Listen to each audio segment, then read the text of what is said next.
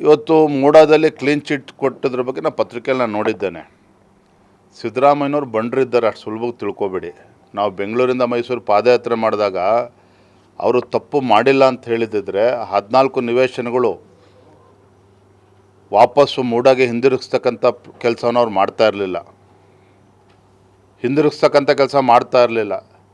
ಆದರೆ ಇವತ್ತು clean chit ತೆಗೆದುಕೊಳ್ತಕ್ಕಂಥ ಪ್ರಯತ್ನ ಕುತಂತ್ರದಿಂದ ತೆಗೆದುಕೊಂಡಿದ್ದಾರೆ ಅಂತೇಳಿ ಜನ ಮಾತನಾಡ್ತಾ ಇದ್ದಾರೆ. ಇವತ್ತು ನಿಜವಾಗ್ಲೂ ಕೂಡ ಸಿದ್ದರಾಮಯ್ಯನವ್ರು ಪ್ರಾಮಾಣಿಕರೇ ಆಗಿದ್ದಿದ್ರೆ ಇಷ್ಟೊತ್ತಿಗಾಗಲೇ ಅವ್ರು ಮುಖ್ಯಮಂತ್ರಿ ಸ್ಥಾನಕ್ಕೂ ರಾಜೀನಾಮೆ ಕೊಡಬೇಕಾಗಿತ್ತು ಮೂಡ ಹಗರಣದಲ್ಲಿ. ಆದರೆ ಮುಖ್ಯಮಂತ್ರಿ ಕುರ್ಚಿಲಿ ದೇವರಾಜ ಅರಸರ ಒಂದು ದಾಖಲೆ ಮುರಿಬೇಕು ಅಂತೇಳಿ ಕನಸು ಕಾಣ್ತಾ ಇದ್ದಾರೆ. ಅದು ಒಂದು ಕಡೆ ಅದೇನಾರ ಇರಲಿ, ಆದರೆ ಮೂಡಾದಲ್ಲಿ ನನಗಂತೂ ಗೊತ್ತಿದೆ, ಮುಖ್ಯಮಂತ್ರಿಗಳಿಗೆ ಯಾರೇ ಕ್ಲೀನ್ ಚಿಟ್ ಕೊಟ್ಟರೂ ಕೂಡ ಅವರ ಮನಸ್ಸಾಕ್ಷಿ ಗೊತ್ತಿದೆ.